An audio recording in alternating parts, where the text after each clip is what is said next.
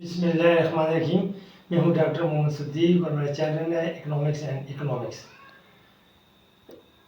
पिछली वीडियो में हमने सेकंड ऑर्डर डेरिवेटिव की इंटरप्रिटेशन की थी। सेकंड डेरिवेटिव की इंटरप्रिटेशन इसलिए ज़रूरी है कि हमें पता चल सके कि कोई फंक्शन या कर्व कनकेव है या कन्वेक्स है। यहाँ जब हम कनकेविटी की या कन्वेक्सिटी की बात करते हैं तो इससे मुराद स्ट्रिक्टली कनकेव या स्ट्रिक्टली कन्वेक्स है।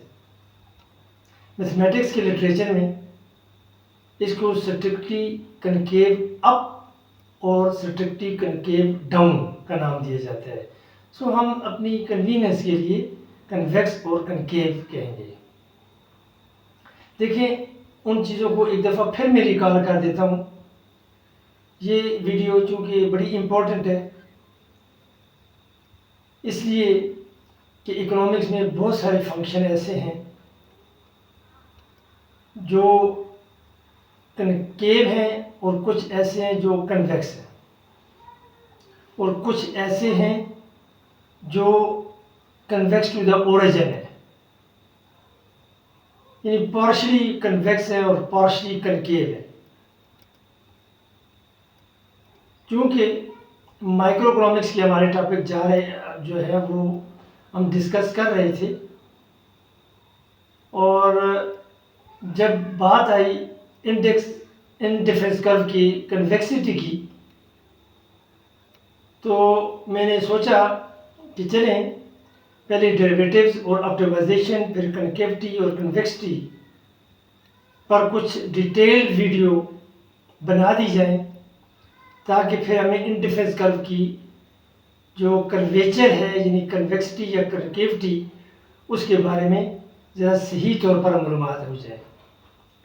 देखिए, आम फहम सी बात है और इकोनॉमिक्स के स्टूडेंट, टीचर, स्कॉलर्स ये बात जानते हैं कि तीन अप्रोचेज हैं कंज्यूमर इक्विलिब्रियम की तरफ, जिनमें पहली यूटिलिटी अप्रोच यानी मार्शलियन यूटिलिटी अप्रोच है, दूसरी इक्सियन है। अब इक्सियन अप्रोच में इंडिफरेंस कर्व एक टूल यूज होता है बजट लाइन के साथ। इंडिफरेंस कर्व कन्वेक्स है। मैं जो जोर देकर बात कर रहा हूँ, जिसको मैं ज़्यादा फोकस दे कर रहा हूँ, उसको समझने की कोशिश कीजिए और अगर आपके जहन में कोई इसका मुतबादल या इसका दूसरा कोई हल है या अप्रोच है तो वो आप ज़रूर मेरे साथ शेयर करें, क्योंकि हम इकोनॉमिक्स के स्टूडेंट हैं। मेरी बात हतमी नहीं हो सकती। आप लोग चूँकि मुख्तलिफ इकोनॉमिक्स के शोबा से ताल्लुक़ रखते हैं और अच्छी अच्छी यूनिवर्सिटीज़ और साथ साथ कॉलेजेस में पढ़ा रहे हैं, और चूँकि माइक्रो इकोनॉमिक्स है और माइक्रो इकोनॉमिक्स सब इकोनॉमिक्स के पेपर्स की माँ है, इसलिए आपकी राय भी बड़ी मेरे लिए एहतराम रखती है।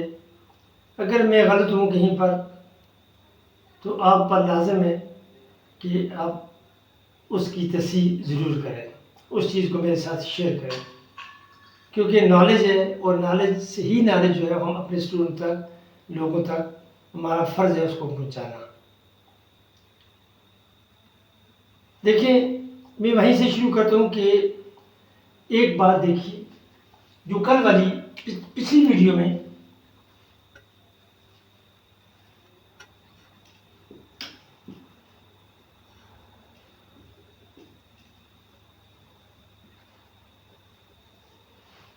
ये दो कर्व है, एक स्ट्रिक्टली कनकेव, दूसरा स्ट्रिक्टली कन्वेक्स। जो कल हमने डिस्कशन की थी उसमें फर्स्ट ऑर्डर डेरिवेटिव और सेकंड ऑर्डर डेरिवेटिव की बात की थी। फर्स्ट ऑर्डर डेरिवेटिव स्लोप को इंडिकेट करता है, सेकंड ऑर्डर डेरिवेटिव उस स्लोप की टेंडेंसी को इंडिकेट करता है।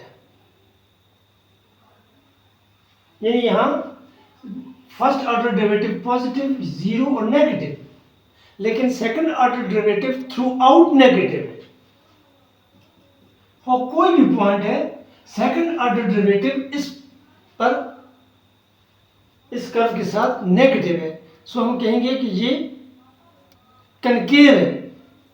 और जब कोई कर्व कनकेव होता है तो हम मैक्सिमा यानी उसके साथ जो एसोसिएटेड हमारी ऑप्टिमाइजेशन है, एक्सट्रीमम पॉइंट है, वो मैक्सिमा होगा, ये मैक्सिमम होगा। जिस तरह अगर यूटिलिटी है तो यूटिलिटी इस पॉइंट पर मैक्सिमम होती है, अगर रेवेन्यू है तो टोटल रेवेन्यू इस पॉइंट पर मैक्सिमम होगा।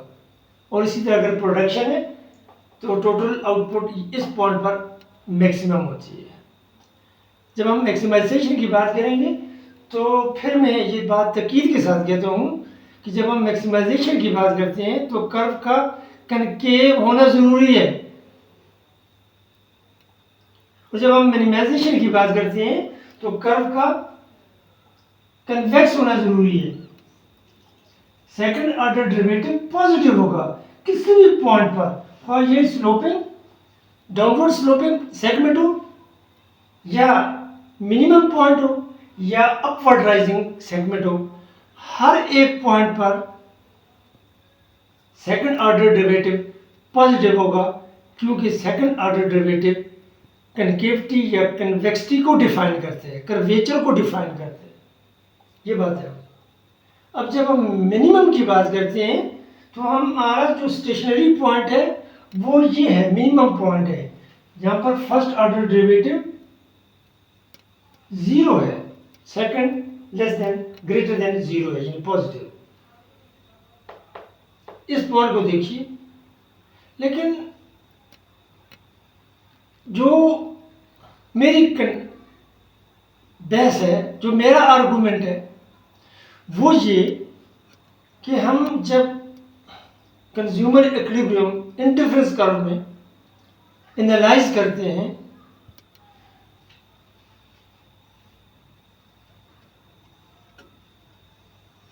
देखिए जरा, ये इंटरफेरेंस कर्व है, ये बजट लाइन है। हम कहते हैं कि कंज्यूमर इक्विलिब्रियम, यहाँ कंज्यूमर इक्विलिब्रियम से मुराद जरूरी नहीं है कि उसकी यूटिलिटी मैक्सिमम हो, लेकिन हम जब ऑब्जेक्टिव फंक्शन लिखते हैं तो हम कहते हैं मैक्सिमाइज यूटिलिटी, जो भी फंक्शन।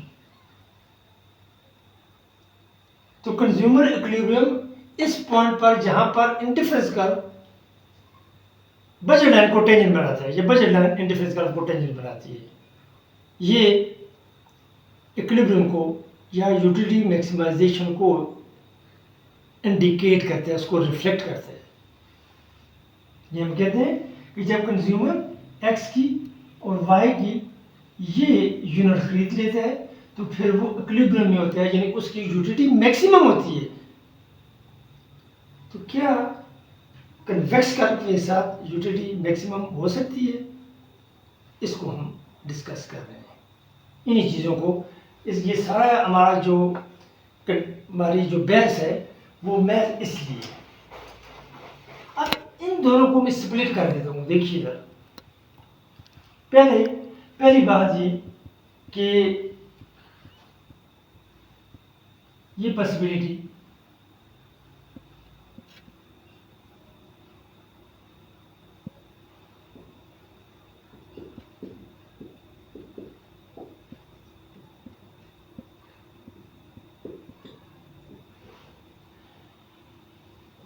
ये पार्ट सिर्फ ये segment, first order derivative positive, second order derivative negative.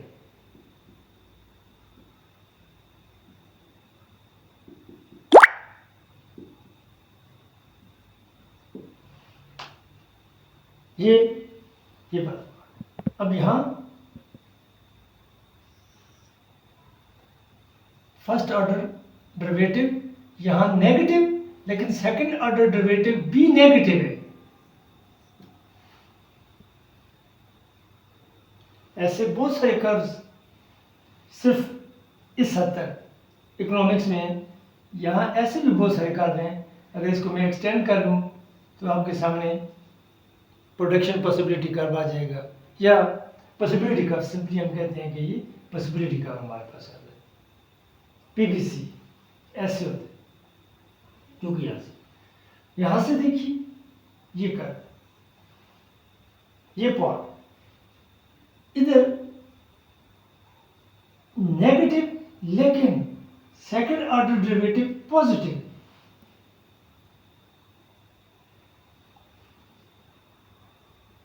और ये सेगमेंट राइजिंग पार्ट, इसको देख लीजिए, यहां पर भी फर्स्ट ऑर्डर डेरिवेटिव पॉजिटिव यानी राइजिंग पार्ट, लेकिन सेकंड ऑर्डर डेरिवेटिव यहां पर पॉजिटिव। यही जब हम सप्लाई कर्व की बात करते हैं, फर्म सप्लाई कर्व की मैं बात करता हूं, जो कि मार्जिनल कॉस्ट कर्व का राइजिंग पार्ट होते हैं, शट डाउन पॉइंट से ऊपर जो सेगमेंट होता है, अब ये वो है। ये सारी पॉसिबिलिटीज, 4 पॉसिबिलिटीज मैंने यहाँ पर आपके सामने इलस्ट्रेट कर दी।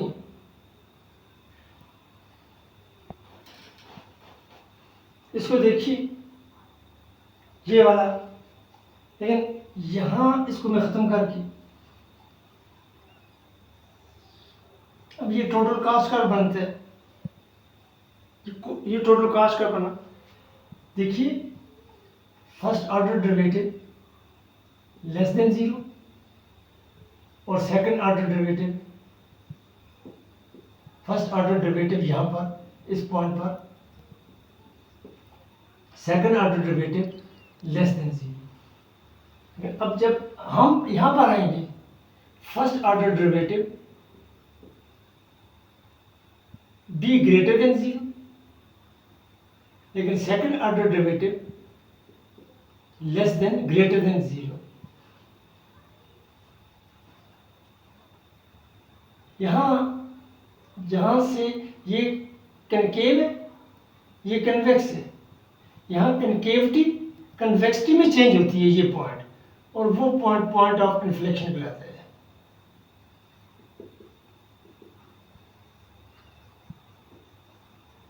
Point of inflection.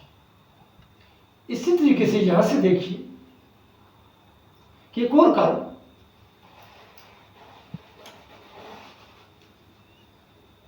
पहले कन्वेक्स, फिर उसके बाद कनकेव, 3 स्टेजेस हैं कर्व की, टोटल प्रोडक्ट कर्व, यहाँ पर लेबर और यहाँ पर टोटल प्रोडक्ट। और अब यहाँ इस पॉइंट पर जब हम इसकी बात करेंगे टोटल कास्ट की, आउटपुट है तो यहाँ पर टोटल कास्ट बन जाती है।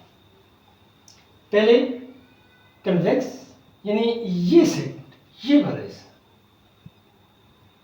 लेकिन उसके बाद ये वाला हिस्सा, अब इसका उलट हो गया। ये भी याद रखना है कि टोटल कास्ट और टोटल प्रोडक्ट एक दूसरे का मिरर इमेज है, एक दूसरे का उलट है।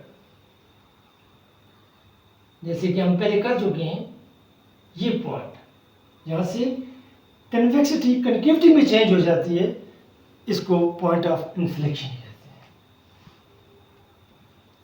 अब ये डिस्कशन अभी बाकी है, जब हम 2 वेरिएबल केस में ऑप्टिमाइजेशन में जाएंगे तो फिर हम इसको मज़ीद सराहत के साथ, ज़्यादा वज़ाहत के साथ डिस्कस करेंगे कि आया इन डिफरेंस कर्व की असल पोजीशन क्या है, वो कनकेव है या कन्वेक्स है।